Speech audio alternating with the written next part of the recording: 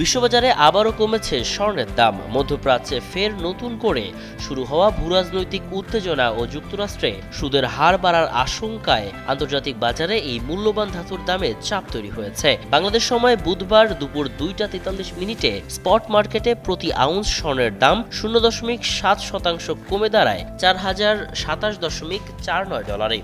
একই সঙ্গে আগস্টের সরবরাহযোগ্য মার্কিন গোল্ড ফিউচার্সের দাম 0.9% কমে $4,034 নেমে আসে। বিনিয়োগ গবেষণা সংস্থা ইউবিএস এর বিশ্লেষক জিওভান্নি স্তাউনিভোর মতে, যুক্তরাষ্ট্রের জ্বালানি তেলের উচ্চ মূল্যের কারণে মুদ্রাস্ফীতি বাড়তে পারে। ফলে মার্কিন ফেডারেল রিজার্ভ সুদের হার বাড়ানোর পথেও হাঁটতে পারে, যা সাধারণত স্বর্ণের বাজারের জন্য নেতিবাচক। সিএমই ফেডওয়াচ টুলের তথ্য অনুযায়ী সেপ্টেম্বর মাসে সুদের হার বৃদ্ধির সম্ভাবনা প্রায় 59% বলে ধারণা করছেন ব্যবসায়ীরা। এদিকে অন্যান্য মূল্যবান ধাতুর মধ্যে রূপার দাম কমলেও প্লাটিনাম ও প্যালাডিয়ামের দাম বেড়েছে। অন্যদিকে দেশের বাজারে ভ্যাট সহ 22 ক্যারেট প্রতি ভরি স্বর্ণের গহনার দাম রয়েছে 2,19,808 টাকা, 21 ক্যারেটের দাম 2,09,894 টাকা, 18 ক্যারেটের দাম 1,80,267 টাকা এবং সনাতন পদ্ধতির প্রতি ভরি স্বর্ণের দাম নির্ধারণ করা হয়েছে 1,47,316 টাকা।